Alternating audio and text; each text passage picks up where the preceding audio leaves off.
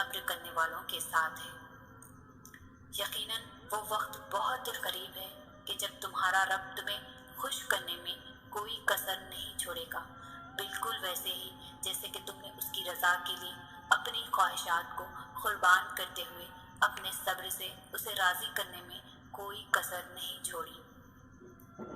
جنہیں لاکھوں مایوس لوگوں میں سے ان کے دل میں صرف ایک خیال ڈال کر چنا جاتا ہے، امید کا خیال، قبولیت کا خیال اور اس رب پر یقین کا خیال، ایسا خیال جس کا پیچھا کرتے کرتے وہ اللہ تک پہنچ جاتے ہیں۔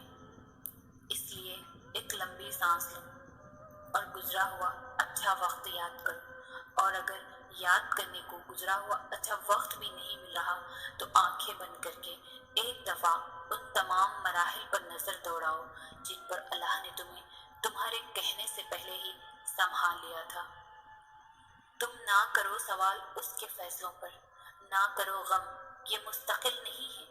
بے سکون ہو اگر تو ایک بار دل سے سوچ کر تو دیکھو، دل اس کی طرف کیوں نہیں جھکاتے جو دلوں کو پھیر دیتا ہے؟ تم تو اس سے تعلق بھی بغیر مطلب کے نہیں رکھتے، اور وہ پھر بھی تمہیں بے حساب دیتا ہے۔ لوگ پوچھتے ہیں کہ آزمائش اتنی لمبی کیوں ہوتی ہے؟ آزمائش کب ختم ہوگی؟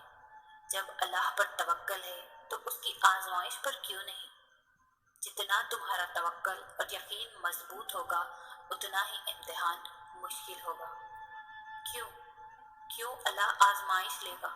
تاکہ وہ دیکھ سکے کہ جس کامل یقین کا تم زبان سے اعتراف کرتے ہو وہ دل سے کہتے ہو یا ذرا سی مشکل تمہارا توکل توڑ سکتی ہے۔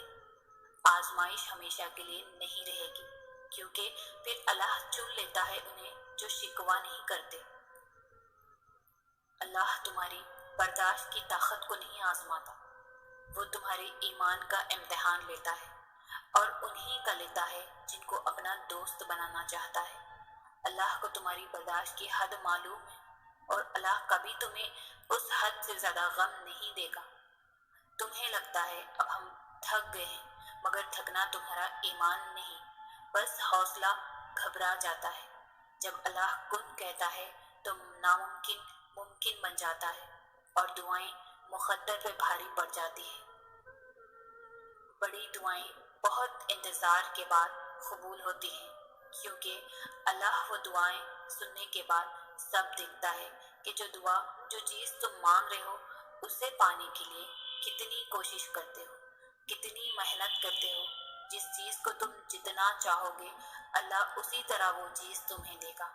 وہ کہتے ہیں نا کہ اگر کسی چیز کو دل سے چاہو تو پوری کائنات اسے آپ سے ملوانے لگ جاتی ہے۔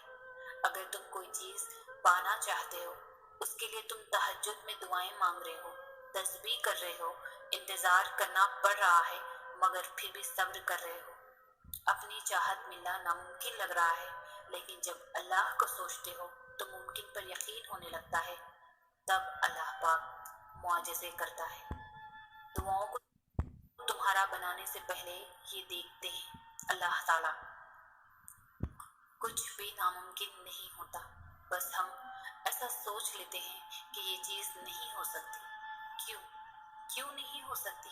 بالکل ہو سکتی ہے، بس اپنی دعاؤں پر بھروسہ ہونا چاہیے، دل میں ایمان مضبوط ہونا چاہیے۔